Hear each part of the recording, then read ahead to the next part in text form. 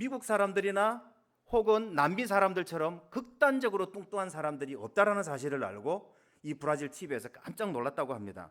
물론 문화적인 문제도 있겠지만은 이 비만의 문제는요, 이 동서양을 넘나들면서 이 비만의 문제가 굉장히 심각한 문제입니다. 여러분, 이 사람이 왜 극단적으로 비만해질까요? 약간 살찌는 거는 상관이 없습니다. 여러분, 극단적으로 비만해지는 원인은 첫 번째는 유전적인 원인을 들 수 있습니다. 자기가 원해서 극단적으로 살이 찌는 사람은 아무도 없습니다. 또 운동이 부족을 해서 극단적으로 살이 찌기도 합니다. 어떤 부류에는 과다 섭취 때문에, 어떤 부류에는 질병 때문에 그렇게 극단적으로 살이 찌기도 합니다. 그래도 가장 이 비만의 원인 중에 큰 원인을 꼽으라 그러면은 먹는 것이 가장 비만의 가장 큰 원인이라고 볼 수 있습니다. 많은 의사들이나 많은 학자들은 먹는 것이 그 사람이다라고 그렇게 표현을 합니다. 여러분, 사람들에게 있어서 살이 찌고 빠지고 있어서 가장 중요한 요인은 바로 식생활, 육체의 건강에 있어서는 먹는 것만큼 중요한 것은 없습니다. 여러분, 이것은 하나의 상식입니다. 여러분, 살이 빠지고 싶습니까? 먹는 것을 조절하시면 됩니다. 살이 찌고 싶습니까? 먹는 것을 조절하면 됩니다. 마찬가지입니다. 여러분들, 우리의 육체의 건강은 먹는 것으로 조절하면 된다 그런다면은 여러분, 영적 생활에 있어서 여러분들 가장 크게 영향을 미치는 것이 무엇일까요? 여러분들에게 있어서 여러분 현재의 영적 생활의 현주소를 아는 방법이 뭔지 아세요? 그것은 여러분이 지금 현재 보고 있는 것이 무엇인지를 보면은 여러분들의 현재 영적 주소를 알 수 있습니다. 여러분들이 하루에 가장 심각하게, 가장 집중적으로 많이 보고 있는 것이 여러분들의 영적 상태입니다. 여러분, 영적 생활을 좌우하는 것은 보고 듣는 것이 여러분들의 영적 생활을 좌우합니다. 여러분, 보고 듣는 것이 여러분들의 말과 행동에 영향을 주기 때문입니다. 여러분, 해외에서 오래 살다 보면은요, 주중에는 일을 하다가 한국 드라마를 볼 수가 없어요. 그래서 주말쯤이 되면은 주중에 있는 드라마들을 다운 받아놨다가 혹은 사이트에 접속을 해가지고 주말쯤이면 한국 드라마를, 특히 나이가 많으신 분들은 사극을 좋아합니다. 밤새도록 사극을 보고 그리고 나서 그 다음날 교회를 갑니다. 그러면은요, 이게 모든 상황이 사극처럼 돌아가고 있어요. 실제로 미국에 있었던 일이었습니다.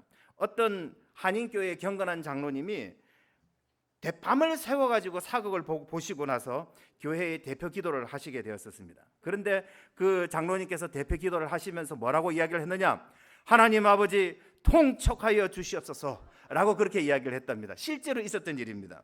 여러분, 경건한 교회 장로님도 밤새도록 사극을 보고 나면은요, 무언중에 영향을 받아가지고 그 말씨가 바뀌는 것을 알 수 있습니다. 오늘날 여러분들 핸드폰을 끼고 살죠. 저도 핸드폰을 끼고 삽니다. 어른들도 핸드폰을 끼고 삽니다. 여러분, 그렇다면은 마귀가 우는 사자처럼 여러분들의 영혼을 사냥하려고 할 때에 여러분들의 영성을 바꾸려면 마귀는 무엇을 통하여서 여러분들의 영성을 바꿀 수 있을까요? 어떻게 하면 여러분들의 눈과 귀를 붙잡아두어서 여러분들의 영적인 세계들을 혼탁하게 만들어낼 수 있을까요? 그것은 바로 핸드폰입니다. 여러분, 요즘 다음 세대들은 이 핸드폰을 많이 가지고 있습니다. 많이 가지고 있는데 하루에 어느 정도 핸드폰을 사용하고 있느냐?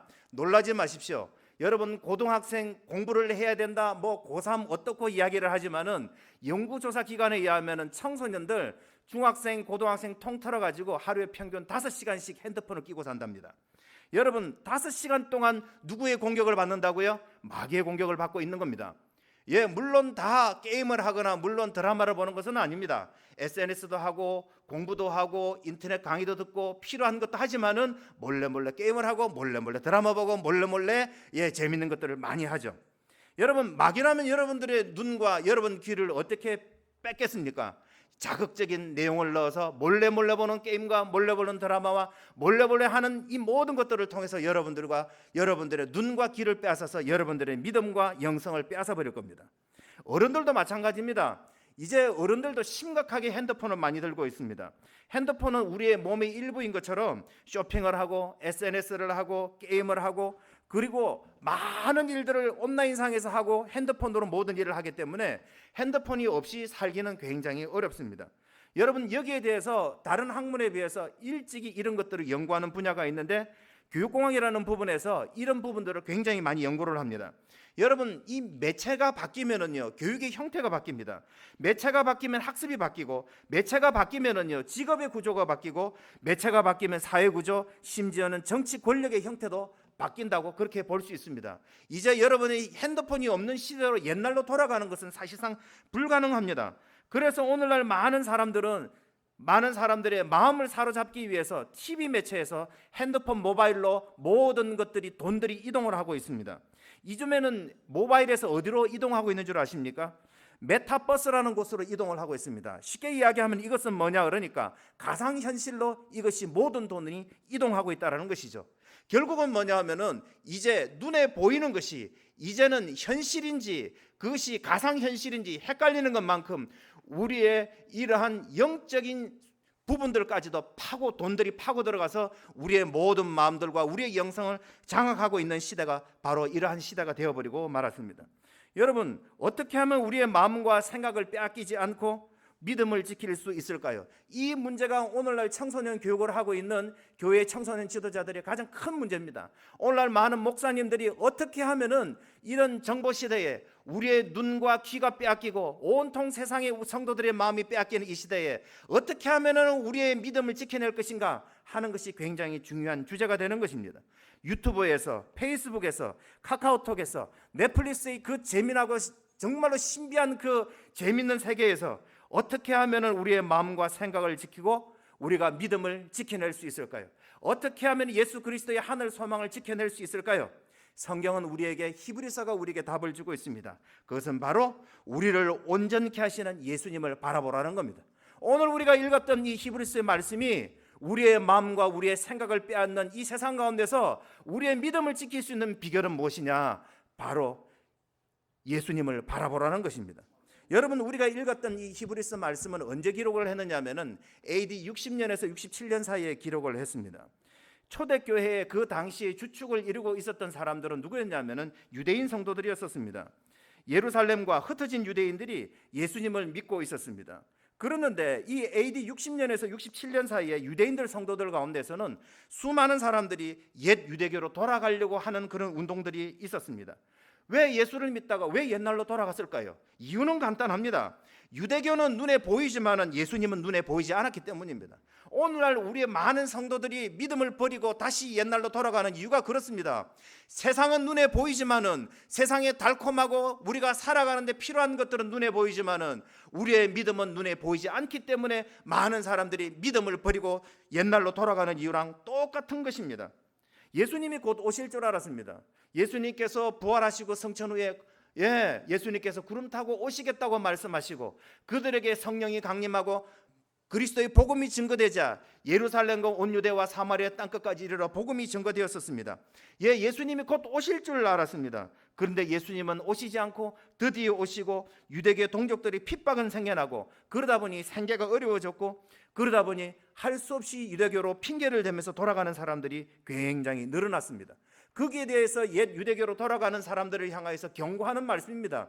예수님을 믿다가 다시 옛날 유대교로 돌아가면 사하는 제사가 없다. 다른 말로 너희들 지옥 가! 그 내용이 있었습니다.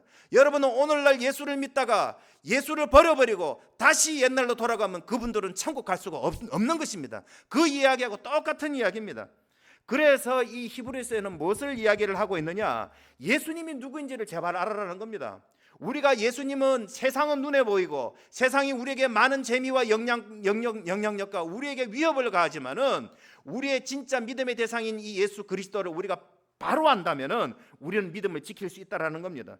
믿음을 지키는 일이 무엇보다도 중요한 일이며 이 믿음을 지키는 일은 결코 물러설 수 없는 일이라고 히브리서는 우리에게 강조를 하고 있습니다. 히브리서는 누가 썼는지는 모릅니다. 그러나 성경 영감성을 보았을 때는 이건 사도 바울이 쓴 것이라고 일단 접어두고 397년 카르타고 회의에서 신약 성경에다가 정경이 넣어버렸죠. 일단 히브리서를 쓴 저자는요, 유대교로 다시 돌아가려는 그들에게 경고를 하고 있습니다. 아무리 어렵고 힘들어도 옛날 세상으로 돌아가서는 안 된다. 너희들이 그 믿음 지키지 못하고 너희들이 세상으로 돌아가면 너희들은 구원을 얻지 못한다. 그러면서 하는 이야기가 뭐냐면은 너희들이 눈에 보이는 그 유대교가 가지고 있는 수많은 자산들이 있지만은 그 자산들보다도 우리 믿음의 대상이 되신 눈에 보이지 않는 예수 그리스도가 얼마나 위대한지 내가 한번 변증을 해볼까 하고 변증하는 내용이 바로 히브리서의 내용인 것입니다. 여러분, 유대교 사람들은요, 그 사람들은 나름대로의 믿음의 근거가 있었습니다. 그들은 눈에 보이는 것들이 있었습니다. 이 히브리서에 나오는 선지자, 천사, 모세, 여호수아, 안식, 아론, 제사장, 성전, 제물 이런 것들이 눈에 보였기 때문에 그들은 눈에 보이지 않는 예수님의 믿음, 성령을 통하여서 그들에게 주는 치료와 확신과 기쁨과 은혜가 있는 것보다도 그들에게는 눈에 보이는 확실한 것 때문에 그들은 옛날로 돌아갔던 겁니다. 그래서 히브리서에는 그것을 하나하나 조목조목 따지면서 예수님이 그것들보다도 얼마나 우월한지에 대해서 이야기를 하고 있습니다. 그럼 히브리서 1장부터 하나하나 넘어가 봅시다. 우리 예수님이 유대교가 자랑하는 것들보다도 얼마나 우월한지에 대해서 하나 봅시다. 첫 번째는 뭐냐면은 예수님께서는 유대교가 자랑하는 선지자들보다도 우월하시다라는 겁니다. 여러분 히브리서에 보면은 보통 서신에는 인사말부터 가는데 인사말이 아예 없어요. 그러면서 뭐라고 시작했느냐? 옛적에는 뭐로? 하나님께서 선지자들로 말씀하셨지만 마지막 때는 누구에게 말씀하신다? 아들로서 말씀하신다라는 거예요. 그러면서 우리 예수님은 옛날에는 선지자들이 말했지만 마지막 때는 아들에게 이야기를 하셨는데 예수님은 누구냐? 만물의 상속자요 만물의 창조주라는 겁니다. 그 예수님께서 복음의 사역을 마치시고 하늘 보좌 우편에 앉으셔서 지금 만물을 다스리고 계시니까 우리 예수님은 유대교가 자랑하는 선지자들보다도 우월하시다라는 거예요. 그래서 우리가 믿고 있는 예수 그리스도는 유대교보다도 우월하시기 때문에 1대 0으로 이기고 있다라는 거예요. 두 번째로 뭐냐면은 예수님은 유대교가 자랑하는 천사들보다도 우월하다라는 거예요. 여러분 유대인들은요 천사 하면은요 깜빡 죽었습니다. 내가 여호와를 받노라 하고요 천사 보면 죽는 줄 알았습니다. 그래가지고 이 천사를 아주 높이 평가를 했는데 그런데 성경을 보니까 하나님께서는요 성경을 뒤져보면은 너는 내 아들이라 오늘날 내가 너를 낳았다 라고 어떤 천사에게도 그런 말을 한 적이 없다라는 거예요. 그리고 너는 내 원수를 내 발등상이 되기까지 내 오른편에 앉아있으라 하고 그 어느 천사에게도 그렇게 말한 일이 없다라는 거예요. 그러니까 천사는 이 구원 얻은 백성들을 섬기라고 보낸 부리는 영에 불과하고 우리 예수님은 하나님의 아들이라는 거예요. 그렇기 때문에 천사와 예수님을 비교해보면 누가 더 높으시다? 우리 예수님이 높기 때문에 2대 0이 되는 셈이에요. 세 번째로는 뭐냐면은 유대교 사람들이 자랑하는 것이 있었는데 그것은 바로 모세였었습니다. 모세가 민족을 이끌어서 그들을 노예 상태에서 그들을 출애굽을 했고 시내산에 올라가서 그들은 모세가 중보자가 되어서 율법과 성막을 받아내었습니다. 그렇기 때문에 모세는 민족의 영도자여 그들이 자랑하는 지도자였었습니다. 그런데 성경은 뭐라고 이야기하느냐? 모세는 충성을 다했는데 하나님의 집에 종으로서 사환으로서 충성을 다했고 우리 예수님은 아들로서 충성을 다했는데 그 아들이 바로 아들 예수 그리스도는 상속자라는 것이죠. 그렇기 때문에 우리 예수님이 어떻게 해요? 3대 0으로 앞서고 있다는 거예요. 네 번째로 뭐냐면은 예수님은 여호수아보다도 더 우월하시다라는 거예요. 유대인들은요 여호수아가 그들에게 있어서 출애굽을 하고 그들로 하여금 요단강을 지나서 가나안 땅 7년 반 정복 전쟁을 통하여서 안식을 줬다라는 거예요. 그랬는데 그 안식이 진짜 안식이냐는 거예요. 진짜 안식이 아니라는 거죠. 후일 다윗이 뭐라고 이야기를 하느냐 하면은 너희가 오늘날 그의 음성을 듣거든 너희 마음을 강팍해 하지 말라. 마음을 강팍해 하는 사람은 내 안식에 들어오지 못하리라 하고 또 다른 안식을 이야기했다라는 거예요.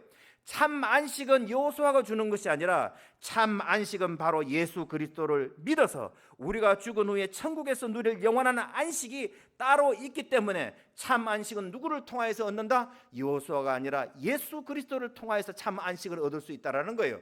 그러니까 4대 0이 되는 셈이에요. 여러분 초대교회 성도들에게 있어서 가장 갈등이 되는 요소가 있었는데 이 1장부터 10장까지 변정을 하면서 지금 1장부터 4장까지는 쫙 달려왔어요. 5장부터 지금 5, 6, 7, 8, 9, 10까지 따지는 내용이 어떤 내용이 있느냐 하면 가장 길게 따지고 있는 내용은 제사에 관한 내용이었어요. 왜냐하면 그 유대인 성도들은 어떤 습관이 있었냐면은 그들 눈앞에는 성전이 있었고 제사장이 있었고 율법이 있었고 절기가 있었고 제물이 있었어. 그 피를 흘림으로 말미암아 그들의 죄를 사하는 그런 습관들이 있었는데 그런데 문제는 초대교회는 보니까 예배당도 없고 제사장도 없고 제물도 없고 피 흘림이 없는 상태에서 그들의 죄의 문제를 해결한다는 것은 그들에게 굉장히 어려운 문제였었어요. 그래서 거기에 대하여서 지금 하나하나 지금 5장에 걸쳐서 히브리서가 설명을 하고 있어요. 그 설명은 뭐냐 그러니까 예수님은 그 당시의 제사장 아론 계열의 제사장들보다도 예수님은 우월한 제사장이다라고 설명을 하고 있어요.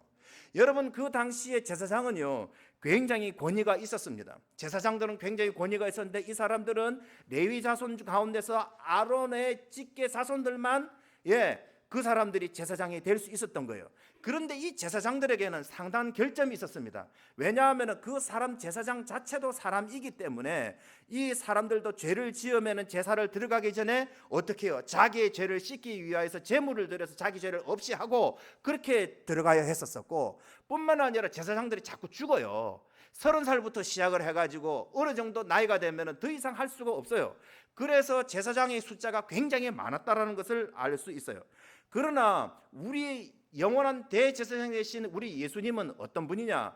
한 분밖에 없다고 그러는 거예요. 우리 예수님은 레위 지파가 아니고 유다의 자손, 다윗의 뿌리, 유다의 사자 다윗의 뿌리 되신 우리 예수님께서 멜기세덱의 반차를 따라서, 반차란 말은 순서라는 이야기입니다. 우리 예수님은 멜기세덱의 순서를 쫓아온 영원한 대제사장이라는 거예요. 이 멜기세덱과 그러면은 이 아론의 자손들과 한번 비교를 해보면은 누가 더 높은가 한번 볼 수 있어요.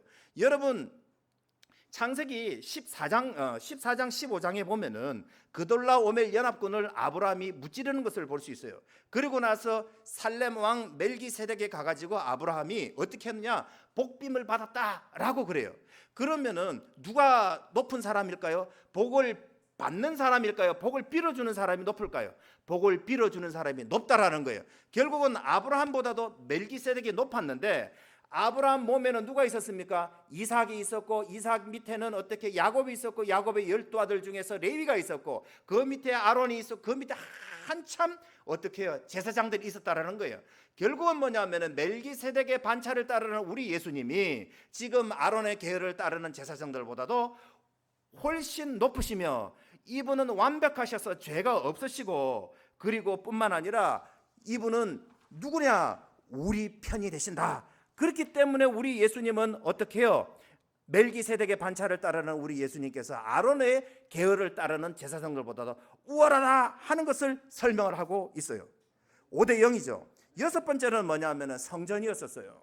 그 당시 AD 60년부터 67년 사이에서는 예루살렘 성전이 무너지질 않았어요. 예루살렘 성전은 AD 70년 티투스에서 무너져요. 그러니까 아직도 여전히 유대교가 존속하고 예루살렘 성전이 있었기 때문에 수많은 사람들은 그 헤롯의 성전을 보면서 굉장히 감동을 느끼고 자부심을 가지고 있었어요. 그런데 초대교회 성도들은요, 그 당시 눈에 보이는 교회가 없었어요. 그들은 건물도 없었고 번듯한 목사님들도 없었어요. 그러다 보니 그들에게 있어서는 굉장한 핸디캡이 될 수밖에 없었어요. 나중에 이 일이 있고 30년 후에 요한계시록 밤모습에 나타났을 때에 왜 예수님께서 1장에 위엄이 있는 모습으로 나타나시고, 왜 예수님께서 2장과 3장을 통해서 7개에 말씀하시고 4장과 5장에 천상의 예배를 보여주시는 줄 아세요? 사람은요, 아주 웅장한 것과 위대한 것을 보면 압도당하게 되어 있어요. 여러분은 왜 많은 제국들이 큰 건물을 짓고 왜 이단 종파일수록 신상을 크게 짓는 줄 아세요? 크게 짓고 웅장하게 하면은요, 사람들이 거기에 압도당하기 때문이에요. 그러니까 공산사회일수록 군사 퍼레이드를 굉장히 거창하게 하는 거예요. 왜냐? 사람들을 압도시키기 위해서요. 그러니까 로마 당시에요, 수많은 이단 종교들은요, 웅장한 거대한 신전을 지어요. 그리고 신상이 거대했었어요. 그것을 보면서 이방 신 앞에 굴복하고 압도당했단 말이에요. 그런데 이 요한계시록의 1장에 보면 예수님이 어떻게 나타나십니까? 사람들의 눈에 보이지 않는데 우리 예수님께서 사도 요한에게 어떻게 나타나십니까? 위대하고 웅장하고 굉장한 모습으로 나타나요. 희기가 흰 양털 같고 불꽃 같은 눈이고 입에서 검이 나오고 많은 물소리와 흰 옷을 입고 금띠를 두르시고, 그리고 빛난 주석에 발을 가신 예수님께서 딱 나타나니까 그 위대한 사도 요한도 거기서 확 쓰러져 버리는 거예요. 그리고요, 우리 예수님께서 4장과 5장을 통하여서 천상의 예배를 왜 보여주시는 줄 아세요? 그 당시에 교회도 없고 지도자도 변변치 않은 이 초대교회 성도들에게 세상에 보이는 것에 압도당하지 말고 너희들이 드리는 예배와 너희들이 드리는 기도를 통하여서 그것이 하늘의 그 웅장한 천상의 예배 가운데 울려 퍼지고 그것이 수납되어지고 천국에서 큰 예배의 위대한 예배가 드려짐을 보고 너희들도 거기에 참여하고 있음을 깨달으라는 것이었어요. 여러분, 우리가 지금 비록 여기서 드리지만은 지금 현재 똑같이 어디서 예배를 드리고 있다? 천국에서 예배 드리고 있어요. 하나님의 빛난 보좌와 일곱 등불과 네 생물과 24장로와 천군 천사와 수많은 끝이 없는 천사들이 우리들의 예배와 찬송과 기도를 통하여서 우리 주님께서는 받으시고 그 기도를 통하여서 이 땅을 다스린다 하고 요한계시록 4장과 5장은 우리에게 설명을 해주고 있어요. 여러분, 이 지상에 보이는 것은 이것은 하나의 모형에 불과하다라는 거예요. 뭐라고 히브리서는 이야기를 하느냐? 모세가 시내산에 올라가서 하늘의 모형을 보고 뺏긴 것이 성전에 불과하다라는 거예요. 우리 예수님은 어디에 들어가셨느냐? 세상에 있는 그 하찮은 그 성전에 들어간 것이 아니라 우리 예수님은 부활하시고 승천하셔서 하늘 성전 지성소에 들어가셔서 우리를 위하여서 어떻게 해요? 하나님께 중보하고 계시다. 그러므로 우리 예수님께서 6대 0이라는 거예요. 일곱 번째는 뭐냐 하면은 짐승의 피에 관한 이야기예요. 여러분, 구약의 제사 이 짐승은 무엇을 이야기를 하는 겁니까? 이것은 오실 예수님에 관한 이야기입니다. 짐승은요, 성경은 분명히 이야기를 하고 있습니다. 이 짐승의 이 제물은 죄를 없이 하지 못한다라고 이야기를 하고 있습니다. 이것은 죄를 생각나게 할 뿐이고 이 원형이 되신 예수 그리스도가 올 때까지 한 해 한 해 이것이 보관이 되었다가 예수 그리스도가 완벽한 제물이 되신 이 예수님께서 오심으로 영단번 제사 지냄으로 말미암아 이 모든 것이 사라지게 만들어난 거예요. 결국은 뭐냐 하면은 이 예수 그리스도께서 흠도 그리고 점도 없으신 예수님께서 돌아가시 우리 죄를 위하여서 죽으심으로 말미암아 이 죄가 다 없어졌다라는 거예요. 그러므로 말미암아 유대교가 자랑하는 이 모든 것보다도 우리 예수님께서 우월하시다 하고 끝내는 것이 히브리서의 내용이에요. 여러분, 이 당시에 이 보이는 것으로 인해서 고난을 당하는 어려움을 겪는 성도들이 보이지 않는 믿음을 지키려는 성도를 향하여서 주시는 말씀이 있어요. 우리가 믿는 것이 진짜라는 거예요. 오늘날 여러분들 눈에 보이는 것들이 여러분들의 믿음을 빼앗아가고 있어요. 보이는 경제, 보이는 대학, 보이는 직업, 보이는 게임, 보이는 엔터테인먼트, 이런 것들을 볼 때마다 우리의 믿음을 빼앗아가고 있어요. 하지만은 진짜가 뭐다? 우리가 믿는 것이 진짜라는 거예요. 히브리서 11장 1절 2절 말씀 우리 다 같이 한번 읽어봅시다. 히브리서 11장 1절 2절 시작. 믿음은 바라는 것들의 실상이요 보이지 않는 것들의 증거니 선진들이 이로써 증거를 얻었느니라. 아멘. 여러분, 하나님께서는 보이는 세계와 보이지 않는 세계 두 양쪽 다 만드셨어요. 여러분, 보이는 세계도 실제하는 것이고 영적 세계도 실제하는 것입니다. 여러분, 보이지 않는다고 하여서 그것이 없는 세계입니까? 그렇지 않습니다. 여러분, 우리가 이 보이지 않는 세계를 우리가 어떻게 해요? 믿음으로 말미암아 그것이 실제가 이 땅에 이루어지도록 해내는 것입니다. 여러분, 이 보이는 세상은요, 보이지 않는 세상에 우리의 믿음으로 말미암아 그것이 이루어지는 것입니다. 너희가 겨자씨만한 믿음이 있다면 이 산을 들어 명하여 저기에 빠질 수 있다라는 말도 그 이야기인 것입니다. 여러분, 우리가 이 실질적인 이 믿음을 지키는 자만이 우리가요 어렵고 힘들어도 이 믿음을 지킬 때만이 여러분 이 믿음의 경주에서 승리할 줄 믿습니다. 여러분, 믿음의 경주에서 뒤로 물러서서는 결코 안 될 줄 압니다. 성경은 이야기합니다. 뒤로 물러서면 하나님께서 기뻐하지 않는다라고 이야기를 하고 있습니다. 여러분들이 예수님을 믿다가 다시 믿기 어렵고 먹고 살기 힘들다 해서 믿음을 버리고 옛날로 돌아가면 하나님께서는 기뻐하지 않는다라고 성경은 이야기를 하고 있습니다. 이러한 보이지 않는 유혹의 세상에서 보이지 않는 믿음을 지키기 위해서 우리가 해야 될 적극적인 것이 두 가지가 있습니다. 첫 번째는 예수님을 바라보는 것입니다. 우리 다 같이 히브리서 12장 1절 2절 말씀 한번 읽도록 하겠습니다. 시작. 모든 무거운 것과 얽매기 쉬운 죄를 벗어버리고 인내로서 우리 앞에 당한 경주를 하며 믿음의 주요 또 온전케 하시는 이인 예수를 바라보자. 그는 그 앞에 있는 기쁨을 위하여 십자가를 참으사 부끄러움을 개의치 아니하시더니 하나님 보좌 우편에 앉으셨느니라. 아멘. 여러분, 오늘날 이 세상 가운데서 살아갈 때에 우리의 믿음을 지킬 수 있는 유일한 방법이 뭐라고요? 예수 그리스도를 바라보는 거예요. 여러분, 혹시 전쟁에 대해서 관심 있으십니까? 여러분, 전쟁을 할 때에 가장 기본이 뭔 줄 아세요? 전쟁을 할 때에 이 비행기가 딱 뜨면은요 벌써 전쟁이 시작된 거예요. 그 비행기가 뭔 줄 아세요? 전자전기예요. 전자전기. EA-18G 그라울러라는 비행기예요. 내가 보여주면 좋겠는데 EA-6B 프라울러라는 비행기, 그라울러, 프라울러 이런 비행기들이 떴다. 스텔스기보다도 먼저 떠요.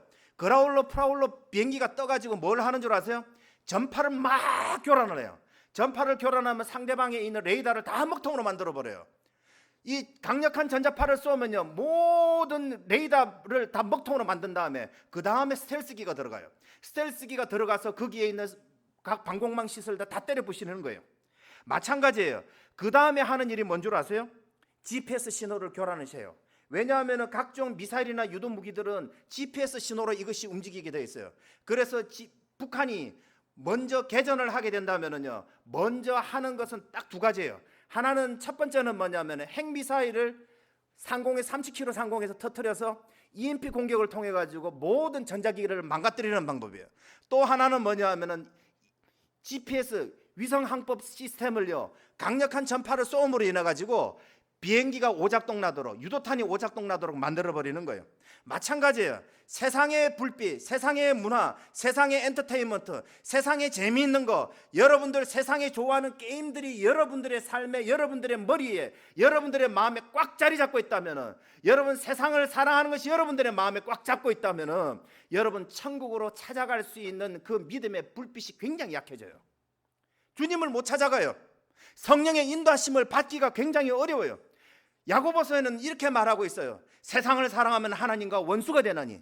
세상을 사랑하면 여러분 하나님과 원수가 돼요.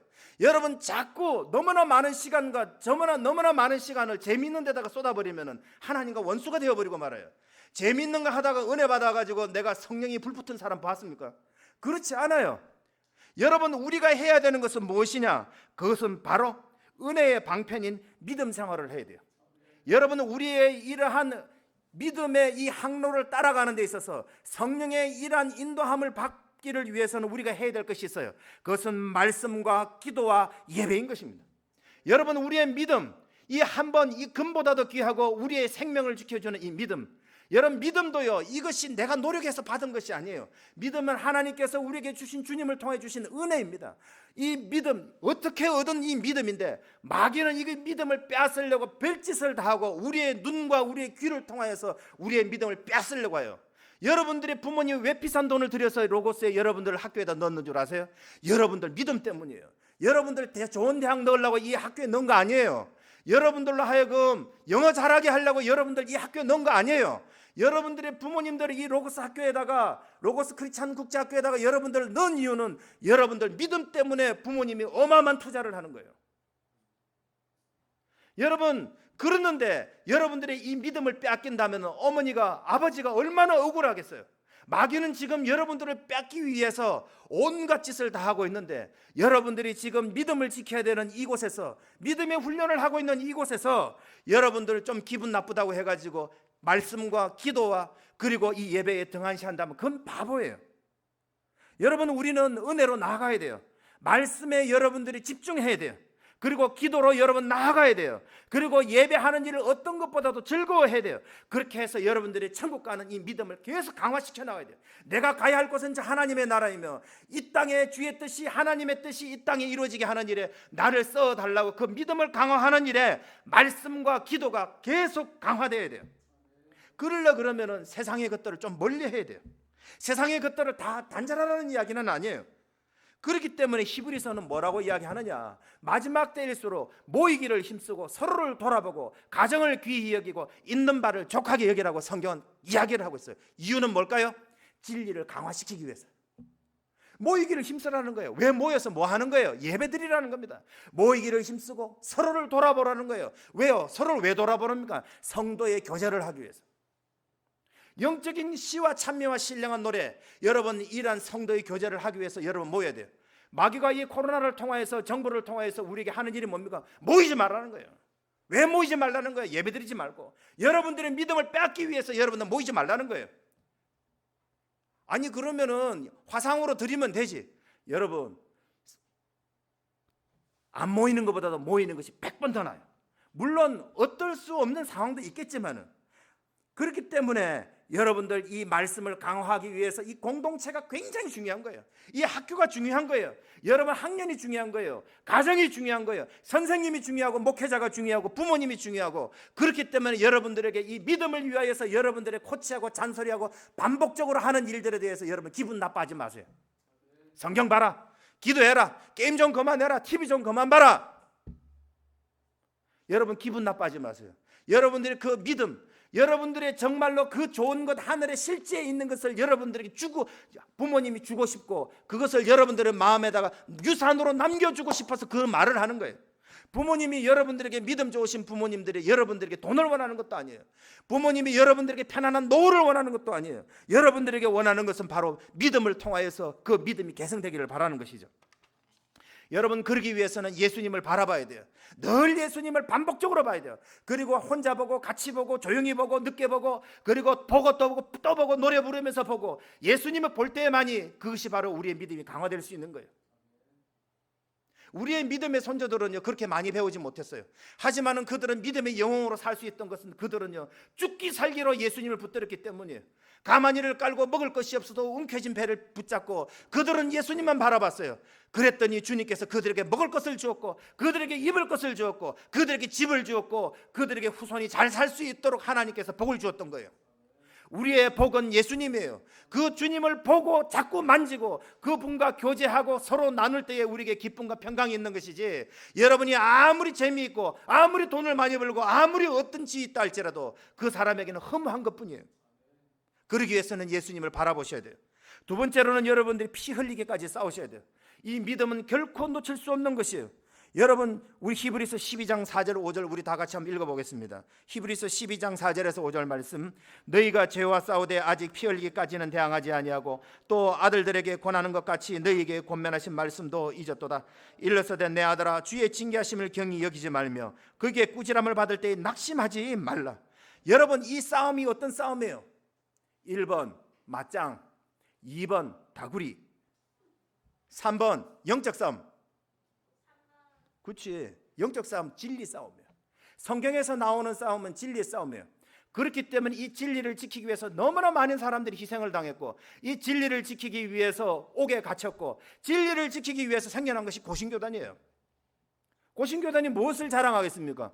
진리를 보수하기 위하여서 우리는 옥에 갇고 우리는 진리를 보수하기 위해서 우리의 죽음도 마다하지 않았다. 이것이 고신교단이 가지고 있는 가장 자랑스러운 거예요. 우리는 진리 싸움입니다. 여러분 요한계시록 13장에 보면 무슨 12장과 13장과 14장에 무슨 이야기가 나옵니까? 하늘에 전쟁이 있었다라는 거예요. 거기에서 마귀가 져가지고 이 땅으로 쫓겨났는데 왜 하늘에서 진 겁니까? 우리 예수님께서 승리하셨기 때문에 하늘에서 쫓겨난 거예요. 그래서 쫓겨난 놈들이 마귀가 무슨 짓을 하는 겁니까? 예수님을 죽이려고 그랬고 진리를 탄생한 이 교회를 없애려고 그랬고 뿐만 아니라 이 교회에 있는 이 성도들을 없애려고 하는 거예요. 그래서 이 마귀가 쓰는 방법이 뭡니까? 유혹과 핍박이지 않습니까? 그렇게 해서 세상 정부 뒤에서 그들은 생명책에 기록되지 않은 사람 며칠은 잡아 죽이기 위하여서 핍박을 하는 거죠. 동성연애 좋다, 너희들 성경에서 말하는 것에 딱 반대하는 그런 법안들을 통과시키고 그것을 따르지 않으면 교회가 문을 닫게 하고 벌금을 물게 하고, 그리고 어떻게 합니까? 이단은 장려를 하는 거죠. 그러면서 유혹하고 핍박을 통하여서 우리의 믿음의 전쟁에서 우리의 진리를 뺏어보려고 하는 것이 바로 이 영적 전쟁인 것입니다. 여러분 영적 전쟁에 대하여서 우리 교회는 어떻게 해야 됩니까? 요한계시록 2장과 3장 7교회를 향하여서 이렇게 말합니다. 귀 있는 자는 성령이 교회들에게 하는 음성을 들어라. 뭐라고요? 이기라는 거예요. 여러분 우리 주님의 백성들, 주님의 자녀들은요 영적 전쟁에서 결코 져서는 안 됩니다. 밥값 내는 거 지는 거 괜찮습니다. 여러분 성적 덜 받는 거 괜찮습니다. 그러나 진리에 있어서 영적 전쟁에서 지는 것은 결코 안 되는 것입니다. 영적 전쟁에서 이겨야 그 사람이 천국에 갈 수 있습니다. 영적 전쟁에서 지는 순간 모든 것이 끝장나 버립니다. 여러분 아무리 돈을 많이 벌고 아무리 건강을 해도 영적 전쟁에서 지는 순간 모든 것을 다 잃어버리고 맙니다. 여러분 이 코로나 상황은 믿음의 싸움입니다. 여러분 우리 학교에서 지금 무엇을 배우고 있습니까? 믿음의 훈련장입니다. 여러분들 똑같은 여러분들의 형님들, 똑같은 여는 삼촌이 한 사람은 어떻게 해서 해병대를 가고 한 사람은 특전사를 가고 한 사람은 병역 면제가 되고 한 사람은 공익이 됩니까? 수준은 똑같아요. 하지만 훈련이 달랐기 때문이에요. 여러분 이 로고스에 와서 이 로고스 국제학교에 와가지고 믿음의 훈련을 특공대처럼 받으면은 여러분들이 믿음의 특전사가 되는 거고, 여러분들 헐렁헐렁 받으면은요 여러분들 아무것도 아닌 거예요. 어디 나가도 쓸모가 없어요. 이리 불면은 이리 불고 저리 불면 저리 가고, 비 오면 교회 안 가고, 조금 힘들면은 뭐 조선일보 끊듯이 신앙도 끊어버리고. 여러분 여기서 믿음의 훈련을 잘 받으시기를 바랍니다. 우리 미스터 샘 선생님이 자꾸 그러잖아요. 푸시업하고 허리업 그러면서. 여러분 우리 지성과 영성과 인성 가운데 딱 깨놓고 이야기해서 영성이 가장 중요해요. 여러분 여기에서 영성이 무너지는 순간 모든 것이 다 무너져 버려요. 사람 따라 여러분 솔직히 말해서 이 지성이라는 게 좀 유전자의 영향이 커요. 그러니까 여러분들 40 전까지는 부모님을 좀 원망해도 돼요. 여러분 인성 이것도 좀 탁월하는 부분이 있어요. 하지만 이 영성만큼만은 여러분들이 양보했어서는 안 돼요. 우리 학교에서 여러분들에게 훈련하는 이 큐티와 그리고 뿐만 아니라 예배와 찬양과 이 기도에 대해서 여러분들 훈련을 꼭 잘 받으시기 바랍니다. 심지어 구시렁구시렁 그리고 여러분들 뒤에서 욕을 할 망정 이 훈련을 잘 받으셔야 돼요. 그래야 이 문을 나누는 순간 이 영적 전쟁터에서 여러분이 승리할 수 있어요. 말씀을 맺겠습니다. 피 흘리까지 싸우시길 바랍니다. 주님을 바라보시길 바랍니다. 모이기를 힘쓰고 서로를 돌아보고 가정을 귀히 여기고 있는 바를 족하게 여기고, 고난당하는 것을 여러분들 두려워하지 마시길 바랍니다. 고난을 당하면 우리 주님께서 오셔서 여러분들에게 상급으로 보상하실 것입니다. 지금 북한에는 기독교인이 얼마인지 정확하게 모릅니다. 그런데 북한 사회 가시는 분들의 이야기를 들어보면 1990년대 고난의 행군 때에 식량을 구하기 위해서 중국으로 수많은 사람들이 나왔다가 선교사님들을 만나가지고 복음을 접한 분들이 굉장히 많았다고 합니다. 이분들이 다시 북한으로 들어가 신앙생활을 했는데 상당수가 잡혀서 죽거나 수용소에 갇혀 지낸다고 합니다. 그들 가운데 탈북하여서 지금 한국에 나온 분들의 간증을 들어보면 우리들의 얼굴이 얼마나 화끈거리는지는 모릅니다. 그들은요 어렵게 성경을 구하면 그것을 찢어가지고 비닐에 넣어가지고 된장이나 장독 안에다가 넣어서 보관한다고 합니다. 그리고 성경을 조각내어서 암송하고 숨어서 신앙생활하다가 그것도 발각이 되면은요 두려워하지 않고 담담하게 그렇게 죽어간다고 합니다. 북한에서 신앙생활을 하다가 한국으로 나온 분들의 이야기가 우리의 마음을 울리는데요. 자유롭게 신앙생활을 하고 싶어서 마음대로 예배드리고 마음대로 찬양하고 마음대로 기도하고 싶어서 탈북을 했는데 한국에 와서 신앙생활을 하다 보면은 북한에서 예배드릴 때가 훨씬 더 간절하고 훨씬 더 하나님의 강력한 임재를 느낄 수가 있었다라는 겁니다. 그래서 자기는 다시 북한에 돌아가서 예배드리고 싶다고 간증하는 것을 간접적으로 들은 적이 있습니다. 여러분 마귀는요 마지막 때 유혹과 핍박이란 이 두 가지의 무기를 가지고 우리를 위협합니다. 정부의 법으로 앞으로 가면 갈수록 예수를 바로 믿는 것은 힘들어질 겁니다. 우리를 핍박할 겁니다. 법으로 밀어붙입니다. 우리에게 벌금을 매길 겁니다. 우리의 앞길을 막을 겁니다. 우리의 취업을 제한할 겁니다. 우리의 행동 반경을 많이 줄일 겁니다. 그리고 뿐만 아니라 한쪽으로는 미혹을 합니다. 핸드폰으로, 게임으로, 그리고 수많은 음란한 것들로 우리들을 유혹하고 핍박을 할 겁니다. 그렇기 때문에 우리는 이 영적 전쟁에 있어서 우리가 보는 것, 듣는 것을 조심해야 됩니다.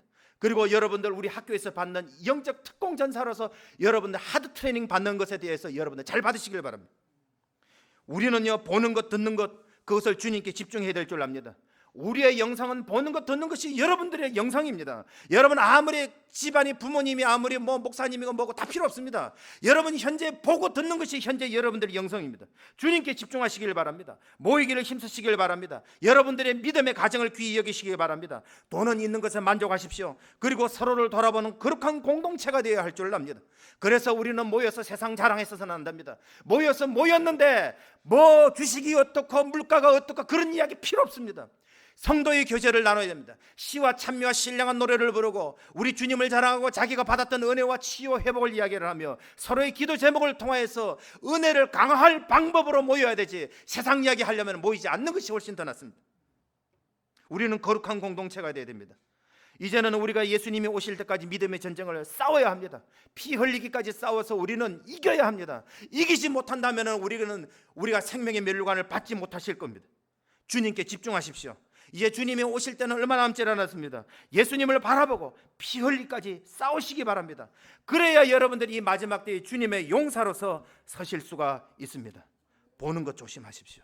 그리고 예수님 바라보시고 피 흘릴까 싸시는 거룩한 하나님의 군대가 되시는 복된 여러분 되시기를 주님의 이름으로 축원합니다.